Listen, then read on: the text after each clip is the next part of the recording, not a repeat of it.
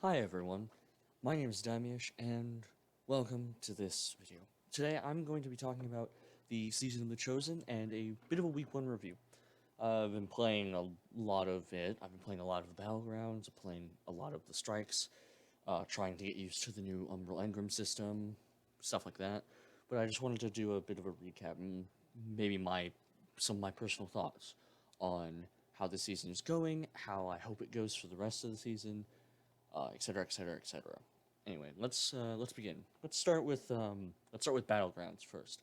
Battlegrounds activity, for those that don't know or haven't entered the season yet, is a three-player activity. You can bring your fire team, personal friends, or whatever. It doesn't have to be just solo, but most of the time I do it solo anyway.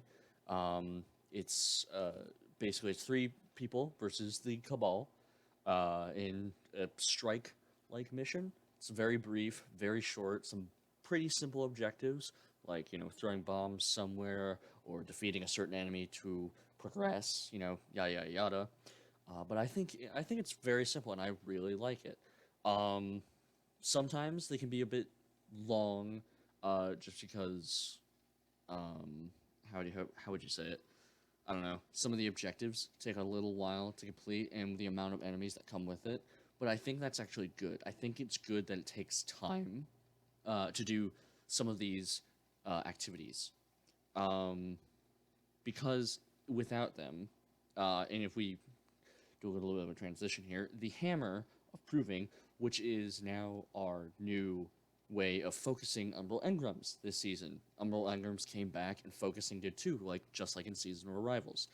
For those that didn't know, you could actually focus an engram to be a certain way or have a certain item in it with sometimes a certain stat, or get an extra perk on it.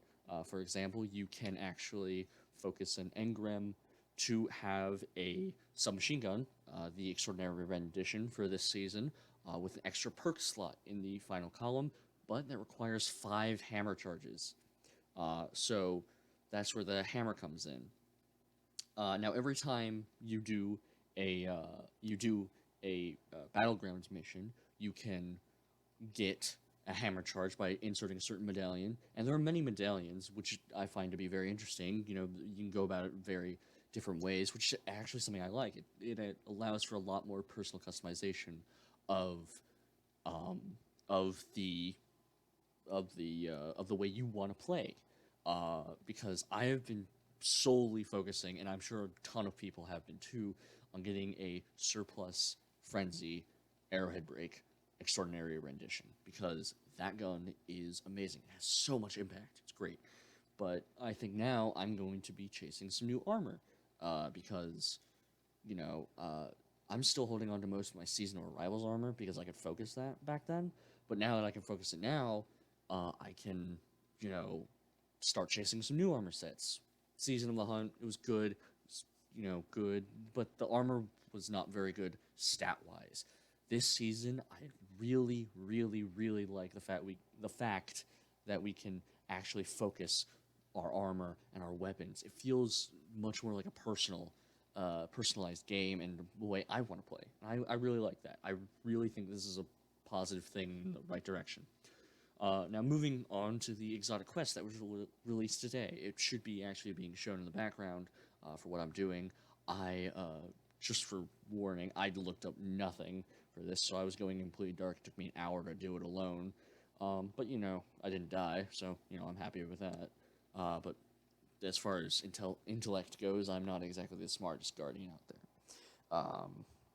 Now, the exotic quest that was released today, I think it was a bit early, but I very much enjoy the weapon. I'll probably be covering the weapon in another video soon. My apologies, but I think it was a bit soon. The only reason I say that is because when Season of the Hunt started to come down to about the last 20-ish days, last 15 to 20 days, there was a bit of a content drought. No one really knew what to do.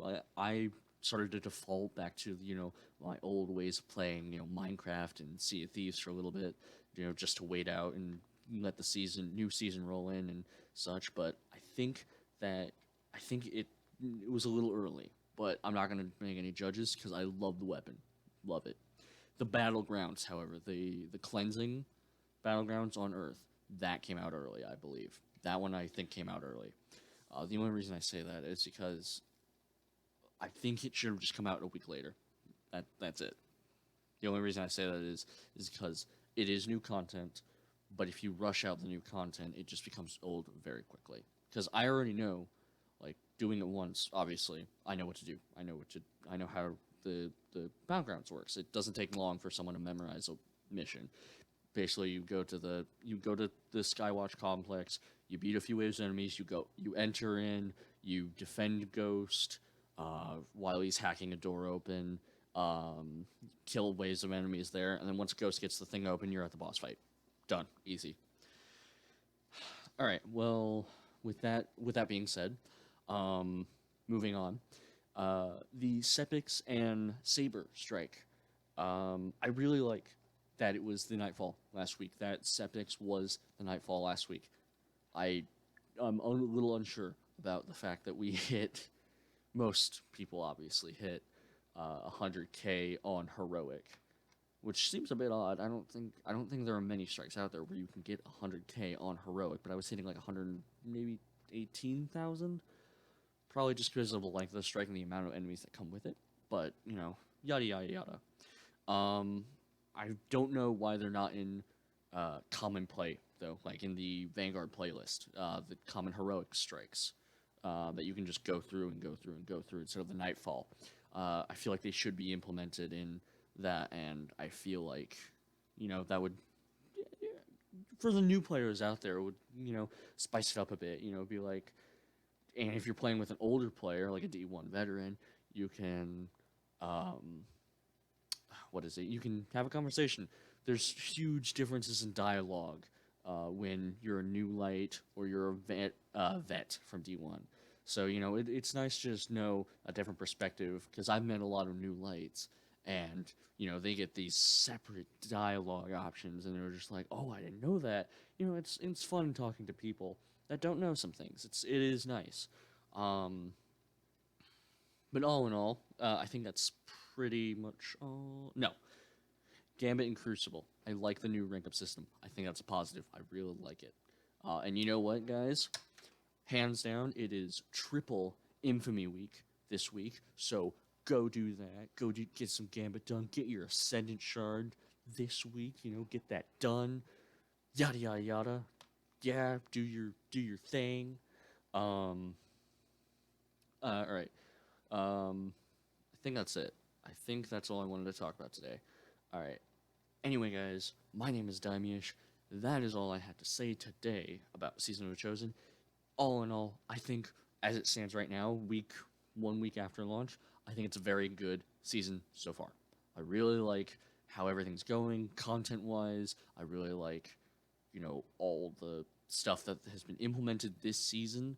It feels very nice. It feels a little more polished than last season and previous seasons. I do think there are some improvements, you know, with how content is distributed over the, I think it's 15 weeks? Is it 15 weeks? Hold on, that would be 14. Yeah, roughly 15 weeks. 15 weeks of, you know, distributing content, but I think this is the right direction, especially the Umbrella Engrams. It gives a lot more personalization to how players want to customize their gear and do other things. So, alright. Yeah, alright.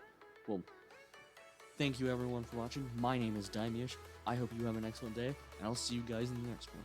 Bye-bye.